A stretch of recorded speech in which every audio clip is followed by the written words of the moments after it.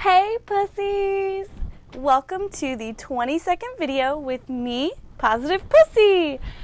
And I'm back! Sorry that I missed a week of doing an episode, but life has been super crazy. I didn't even end up getting my implant out the day that I said I was going to do it, so I had to wait 2 weeks after my initial appointment, and that was a huge stress. Plus, I've been doing a lot of stuff, a lot of changes in my life lately, but good stuff. Don't worry, it's all been really good changes and positive things going on, so I'm really excited about the future. Also, my partner is now back in town, and so I'm really happy about that. I've been really busy hanging out with him, spending time with him, and I've also been really busy getting to know some new friends and exploring some new things, getting out there and finding a community, a sex-positive community, and that's been really fun, rewarding, and beneficial to me. Also, my computer died on me, and so I had to get a new one, and unfortunately, I am not a rich girl, so that was also a huge stress. So there's just been a lot of stuff going on, and obviously, as you can see, I did get my implant out, and I just got it out today, this morning, a little over 12 hours ago. And so I will update you on all of the birth control stuff that I went through a little bit later. But first, I wanted to answer a sex question. I wanted to do a bonus video, but obviously I was so busy I couldn't even do a regular video. So I will be doing a bonus video coming up soon, and hopefully I will have a guest on there, so it'll be really fun. So the sex question, I have actually been sitting on this sex question for some time now because I really wanted to answer it as soon as I read it, and I was just trying to find the right time to read it, and I feel like this is a good time, as good of time as any, because there is a little mention of hormones in there, and also I just really wanted to answer the question, so let's get to it. I did find this question on Reddit, and from Reddit Sex Advice, and the title of the question is, how do I have fun having sex? The user is featuring Kas, K-A-S, I don't know. So here's the question. I am 18 and female to male, so the writer is transgendered. I really want to please my boyfriend, also female to male, transgendered individual, and 19 years old, who has a high sex drive. So 2 female to male transgendered individuals, 18 and 19, and he says, I really want to please my boyfriend, also male to female, who has a high sex drive, but it's difficult when I'm not super into it. All right, my first thought here is, why aren't you super into it? Is it just sometimes you're not super into it, or all the time? Okay, keep reading. I can make him come with my mouth or vibrator, and he seems to really enjoy it, but I think he wants to have more penetrative sex, and I'm not too sure how to provide for him. Well, we have a strap-on that works well, but whenever he's about to come, he tightens up, and I end up hurting him by thrusting into the wrong place in his vaginal cavity, which is very upsetting. Now I'm nervous to do it at all. Okay, I also tense up when I orgasm, so I totally understand that. He goes on to say, I have generalized anxiety, and I also live with my parents, so trying to have sex with him can be really nerve-wracking. I'm always terrified of hurting him, and I don't have a very high sex drive to begin with either. It's hard for me to get in the mood, and after he comes, he always gets kind of sad, which makes me even more scared of having sex. How can I have sex with him and make him happy without getting so worked up about it? Okay, so first of all, are you on hormone therapy? Because if so, that can definitely change your libido. Hormone therapy for female to male is usually testosterone therapy, and it has the possibility to raise libido. And this will depend on the dosage, of course, and the person that is receiving it. If you are receiving testosterone and you are still experiencing this low libido, then this could be something else that's causing a lack of sex drive, and it could also be, there could be something going on, so you might want to check with your doctor. But also, if you're not on hormone therapy, or if you are, a lot of this could actually be traced back to your anxiety. A perfectly healthy transgendered individual is already going to have a hard time combating social judgment. So someone who's transgendered and has anxiety is probably going to have a harder time working through that. But the work that you put in is always worth it because it gives you the tools to be a stronger human, and it also helps you help others be strong humans, people like your boyfriend. So I think we should talk about sex drive. First of all, you say you're not into it. So from the beginning, I wonder if this person is someone you're even attracted to, or if you were both kind of thrown together. As a young transgendered person, it's probably easy to feel like there aren't that many options, especially if you're in a small place, a small town, a small school, a small college, and that's why it's super important for everyone to have a community of people who can support them and understand them and share similar interests. So you should ask yourself if your boyfriend is your boyfriend because you love him and are attracted to him and want to make commitments to him and feel comfortable and safe and connected to him, or if you're with him because of necessity, or it just happened, or there's not really anybody else to be with. If you are with this person because you want to be and there aren't that many other reasons why, then there might be other reasons why you aren't feeling it or into it. So you say you're not sure how to provide your partner with what he wants, and he wants more penetrative sex, but you don't have a penis, which is very telling to me, and especially because you have anxiety. For you, life is already very complicated in that area. You've had to grow up in one body and feel the opposite on the inside, and that can cause a huge disconnection with the body that you have. It can fester shame and even more anxiety around sex and your body. You already feel wrong, and it seems like there's some insecurity about not being enough or not being able to please. This is probably not helped by the fact that your boyfriend is also someone who grew up in a body that he felt was wrong and may also have these anxieties and shame surrounding sex. And it's probably why he also gets sad after a sexual encounter with you. The last thing that stood out to me was the last sentence. How can I have sex with him and make him happy without getting so worked up about it? This makes me feel like you're putting all the pressure on you, and that's so much to carry, which is so counteractive to trying to have good sex. First of all, it's said all the time, but you cannot make somebody else happy. You can do your best to meet someone else's needs, and if they will also agree to try to meet yours, and you can support each other, but you will kill yourself trying to make someone happy. I have been diagnosed with depression in the past, so I know from personal experience that nothing can make you happy except you. But the good news about that is that you have it in you to be happy. And if you need medication to help you do that, there's no shame in that either. There's still a lot of work that needs to be done. All medication does is change the chemistry in your brain so that you can do the work. My point is that your partner's happiness is not in your hands. And throughout this whole question, you say, how do I please him? I want to please him. And you claim you don't even have a sex drive, but the title of the question is, how can I enjoy sex more?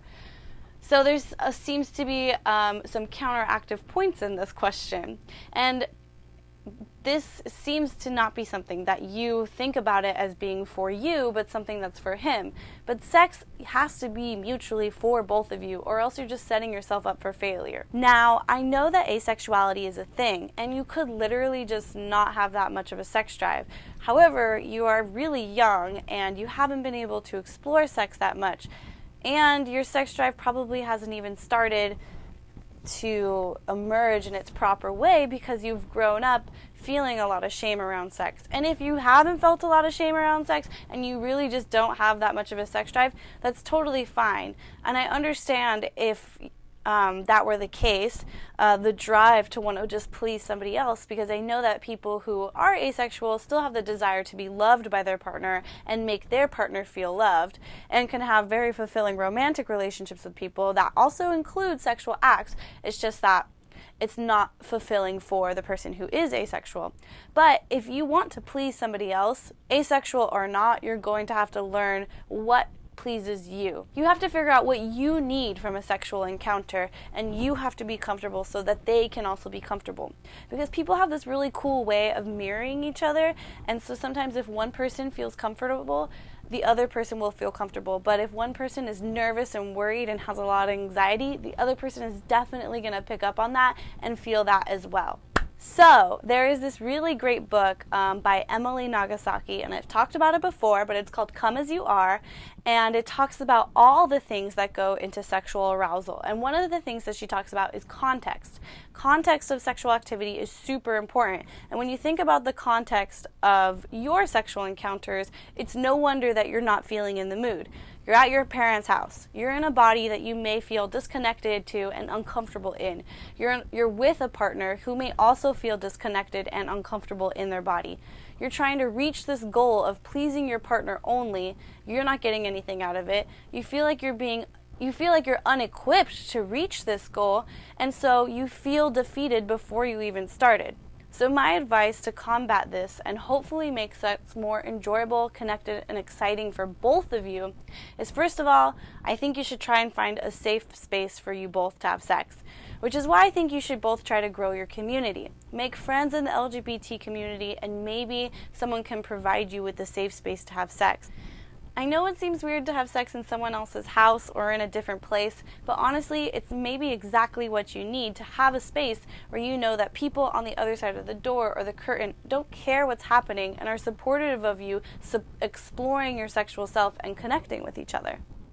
If that's not an option, obviously you might have to move out, but I recommend this to any 18-year-olds who can move out. The only way I was able to move out was going to college and then get into thousands of dollars in debt, but hey, I moved out and now I live on my own and I will be paying off student loans forever.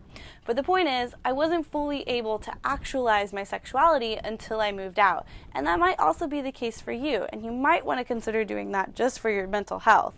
But if none of those are options, then I suggest trying your hardest to create a safe space by making sure you're doing it when your parents aren't there, just because that's just so much pressure. I would be so nervous if my parental figure was in the house. And I would also advise you to explore your body. While it may be really hard, figuring out what feels good for you or what helps you tap into any sort of erotic feeling will help you feel more erotic. If you want to enjoy having sex, then you need to enjoy your sexuality and take time for yourself to literally just touch yourself. Be kind to your body, rub your body all over. You don't have to focus on your genitals if that's a part of your body that you don't really feel that connected to. You can practice controlled breathing, which actually helps you so much more than you think. You can listen to music or whatever you need to distract yourself, but give yourself time to explore what feels good and what kinds of things make you uncomfortable even when you're touching yourself. Focus on the parts of your body that you love, and those parts will help you work your way up to touching the more uncomfortable parts. And then when you've done this with yourself, you can do the same thing with your partner.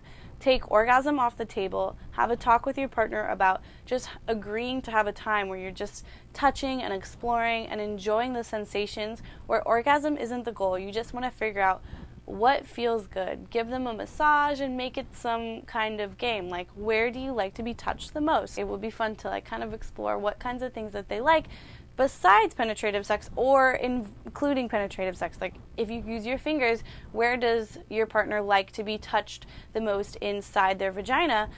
That might help you figure out when you have the strap-on on where you should thrust or how you should thrust. The goal is to connect and learn about your partner's body.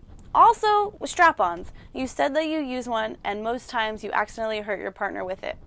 Well, unfortunately, I have not received my own strap-on yet, and I can't wait until I do, but I do know people who have used them, and from what I hear, it does take practice. Even people who have penises attached to their body have to learn how to use them, so why wouldn't it be the same for you?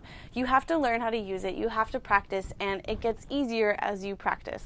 It will be easier to do if you are simply just exploring. So if you want to work up to having sex where you want to try to give your partner an orgasm, start with slow exploring. Take the pressure off. Don't even put the strap on, just use the dildo and see where they like it the most. Just enjoy playing and practicing and figuring it out before you try to make that the hard goal of your sexual encounters. The last thing I would say is also another cliche, but have a conversation. Communication is everything.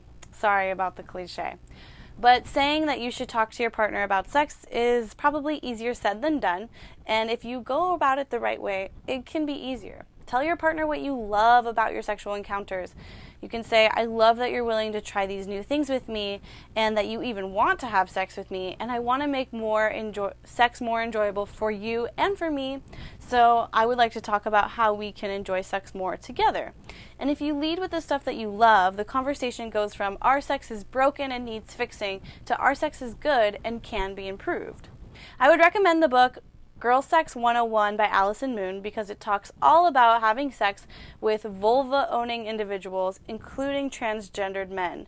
And just for the record, I wanted to say I'm not an expert on transgendered sexual issues or transgender sex, but like I said, that book by Allison Moon, Girl Sex 101, is really good, and I'm going to post some other resources of people who do know what they're talking about, but this is just the advice that I would give somebody if they came to me in earnest and wanted my advice on the issue. So do with it what you will, and I definitely wish you the best, and I hope that you and your partner can enjoy sex more and become more connected through that. So good luck and happy sexing.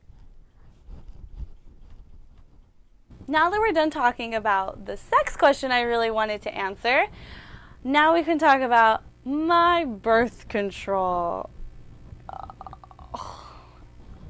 Okay, so I was supposed to get it out like 2 weeks ago, right? And I did not. This story is so sad. I got to the doctor's office on time, mind you, but my insurance had changed, so they needed my new insurance number. But since it had just recently changed, I didn't have my insurance card yet, so I had to call the insurance company. I called the insurance company, I got my insurance card, but I was 4 minutes late to my appointment, and they wouldn't see me. They were like, no, you can't come in now, you're 4 minutes late. And I was so upset because I was really excited to get it out. I was so excited to get it out, and because I was 4 minutes late, they refused to see me, and so I ended up not getting it out that day. And of course I cried because I am a huge crybaby, and anyone who knows me knows that, but yes, I am. And it was really sad, and so I had to wait, and now I waited until today, and I got it out today. And I was really nervous because I totally forgot how big it was or what it looked like, and I was afraid it was going to hurt. And it kind of didn't hurt at all. So basically, they numbed me up and they punched a little hole in my skin, and from there, the doctor massaged it, kind of pushed it out of my arm, and there was a ton of lidocaine. Well, not a ton, but there was enough lidocaine in my arm that I didn't feel the punch, and all I could feel was the pressure, and I could feel it moving underneath my arm, or underneath my skin. She pushed it out, and then finally the nurse, I was holding the other nurse's hand. God bless her heart, because that was very nice of her. I was very nervous, she could tell. The other nurse let me know. She said, okay, she's going to remove it now. I felt it slide out of my arm, and then it took a little bit longer for her to slide it out than I thought it would, because I felt like it was like 30 seconds she was pulling it. She pulled it really slow. And then finally the pressure, and then she put the Band-Aid, the little, I don't know, clear Band-Aid things on, and yeah, I wasn't bleeding too much, but I have this gauze on my arm, and it's super tight. She made it like, really, I don't know. She told me to keep it on for 24 hours.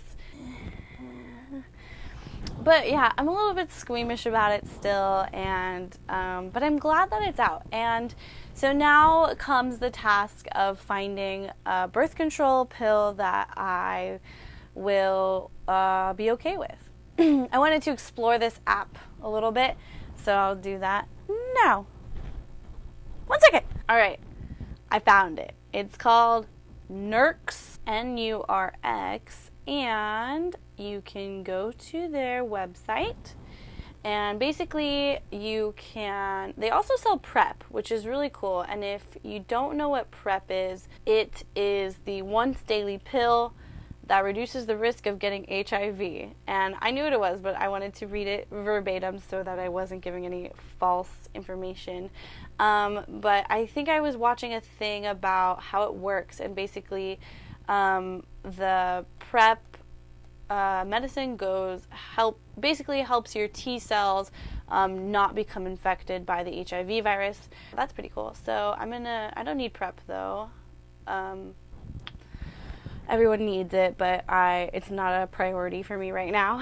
I'm looking for birth control right now, so let's click get started. Okay, so it's not available in all the states, and okay, so the first thing it says is choose a contraceptive brand. Let the doctor select a pill for me. I feel like that involves me talking to a doctor right now, which I don't want to do, but maybe help me choose on my own. Okay, so there's the pills, the ring, and the patch. So I'm going to do a birth control episode so I can really look into all of these. So basically, the doctor prescribed me Ocella, and I went to the store to get the prescription, and they were out, and they were like, we'll text you when it's here. So I'm just going to have to be using condoms from now until I'm completely covered, which is totally fine. Condoms are fine, and I got some skin condoms to use, so totally okay with it. No big deal. And I want to get this figured out because I want to have like a reliable birth control that I don't want to change and get rid of, because this is obviously a big hassle. Okay, so I could totally get my prescription from here. I'm going to try this. I'm going to try this app, and I'm going to let you guys know how it is. And they're also hiring, so maybe I'll apply. One thing I'm really excited about with having the pill again and taking this implant out is that I'm going to be having a period again. Eventually. I have no idea when it's going to happen, or if it's going to happen even in this month, or if I have to wait, or how long it's going to take for that to start going again. But even earlier today, I was feeling some, I guess, cramps in my uterine area where I would usually get period cramps, and actually some weird sharp pains. Not too bad to the point where I was like, gonna die, but just enough that I noticed, and I was like, oh, that's interesting. I wonder if that's just from the hormones leaving and my body just like kind of reacting to it. I have no idea. And I also thought maybe some of it was in my head, but also, like, everyone's always telling women that they're crazy, so maybe I'm not crazy. But anyway, I'm really excited for periods, and I will be doing a more in-depth birth control episode where I will talk about birth control methods and all of the different kinds of birth controls, and I will talk about using that app, and I will share some of my birth control stories. But if you can't wait and you want to fuck someone right now, first of all, turn this off. This probably isn't good background fucking sounds. And look up www.plannedparenthood.org and just scroll down just a tad. They have really good information on birth control, STDs, the morning after pill, and dare I say it, abortions. But for now, I'm just going to be talking about menstruation. You bleed once a month and you don't die. How cool is that? When I first got my period, I was 12 years old. Young women, they first get their periods basically when their bodies are mature enough to have a baby, and the sex hormones in the body start kind of preparing it for a baby. One thing I didn't know about the body is that in your ovaries, your eggs are made every month, and only one egg is released. And this egg is the only egg that reaches maturity. It's called the dominant egg, and while the eggs are growing in your ovaries every month, there's usually a few of them. There's up to 6, there might be less. And then while the ovaries are growing the eggs, there's only one dominant egg, and that is the only egg that actually gets grown to maturity and released eventually. And so that means that not only are the sperm competing to get to the egg, but before that even, the eggs are competing to be released. So I thought that was really cool. It's basically like the body's way of making sure that only the best of the genes are getting passed on, possibly. But eventually, the ovaries will release one egg. Each time your ovaries are growing eggs, they're releasing estrogen. And after the eggs are fully grown, even more estrogen is released, and the egg gets released and goes down the fallopian tube. And then after that it's released, estrogen and progesterone levels rise, and you get hornier, your pussy gets wetter, and your cervical fluid is more mucousy, so the sperm can swim easier into the uterus, and the uterus gets all ready. And then once the egg travels down into the uterus without being fertilized, estrogen and progesterone levels drop, and you shed the uterine lining and some blood from the blood vessels that surround the uterus. The period blood is genuinely blood, which is something I also didn't know, which is weird. It's weird that I didn't know. It's not weird that it's actual blood, okay?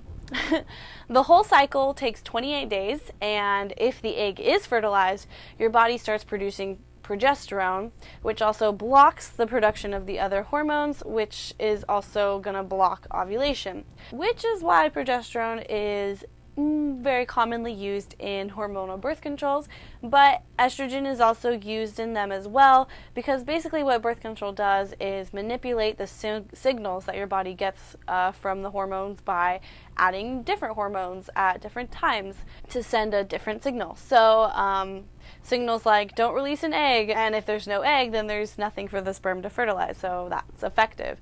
And you can still have periods on some birth controls, and I did not on mine and that doesn't mean that my uterus was just pooling with this blood and tissue for the past year and a half.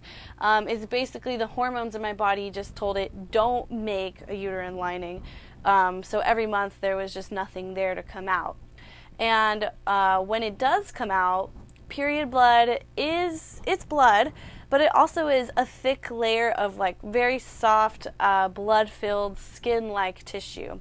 And the actual blood comes from the arteries that surround the uterus. There's tons of arteries in there because if there's going to be a baby in there, it's going to need to get lots of nutrients from the blood.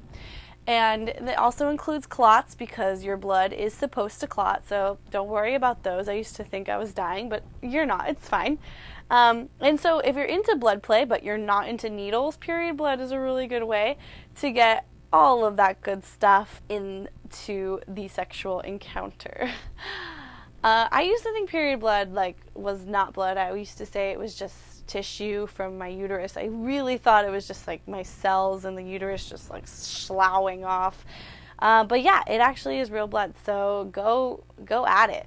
And when you're on this period, it is possible to get pregnant, so just be a little bit careful if you have sex on your period and you're not taking birth control, because sperm can stay alive in your uterus. So if you have sex on the end of your period and you're not using birth control, it's possible to get pregnant. But many men and women love period sex, especially women. Why? Well, when you're on your period, progesterone is not being released, and like I said last week, progesterone lowers libido in women, so your sex drive is higher when you're on your period because there's not as much progesterone in your system. Plus, there is far more lubrication when you're on your period because of the blood, and orgasms can help you relieve the tension in your uterus, so it helps relieve the cramps, helps you relax, and orgasms also help release endorphins, which are also very helpful to relaxing and making you happy and improving your mood. And so when a hot guy doesn't give a shit about bodily fluids, that is also a really huge turn on. So if you're worried about a mess or you don't want to get it on the walls, just take precautions, like putting down one specific period blood sheet that you have, or do it in the shower or in the bathroom, like somewhere like bent over a toilet or something. That way, if you do make a mess, it's somewhere you can clean it easily. And if you're interested in trying period sex, and you want to bring it up with your partner, you definitely should. But if you're not into it, that's totally fine as well. but I will be posting an article about period sex and periods and what they are, because the more you know about periods and how normal they are, and what they are, the easier it is to get over the initial weird and gross factor of it and enjoy the cool things that your bodies do. I just talked a lot about period sex for a minute. I really like period sex, and I'm really excited to get that going again once I do have my period again. And also, having my period, it really made me feel a lot more connected with my body. I think I mentioned this in the last video, but I had a menstrual cup, which also started making me feel a lot more connected to my body and also just to the moon and to being a woman. So I'm really excited, and I think period sex is so primal and fun, and so I do suggest to everyone, if you haven't tried it yet, definitely try it at least once to see if you like it, and I will update everyone the next time that I have period sex. If there's anything else about periods that you feel I should mention, I will be doing a video next week about birth control and all the different options, and it will include not just female birth controls but male birth controls, but obviously I will be talking a lot about the female birth controls, especially the hormonal ones, and what kind of hormones are in there and what's going on and how they affect your body. So anyway, I answered a sex question, I talked about my implant removal, and I talked about periods. So I think this has been a very fulfilling video, and I'm really glad that I was able to make one this week. One more thing, this weekend I'm going to be starting sex educator training, and I'm really excited because, like I have been saying in a lot of my previous videos, I really want to be a sex educator. That is my career of choice, and beyond a sex educator, I also want to help people, you know, in their regular lives with sexuality and their sexual issues, and I'm hoping to get a really good idea of what kinds of things I want to learn about and teach about as I go forward in this career. So I'm really excited. My first training is this weekend, and I didn't say anything until it was like really official. But yes, officially I am going to be a sex educator, hopefully by the end of October, and I'm really excited about it. So thank you so much to everyone who has been watching. These videos have really helped me get more comfortable talking about sex and my own sexuality and everything. So yeah, I'm really happy, and I hope to keep on making these videos, and hopefully they're not too boring. I know they're very informational sometimes. So stay tuned for my personal hormone updates, my personal period updates, and my personal sex updates. All the things that you probably want to hear about. And obviously more information about sex. But for now, I am me out of here.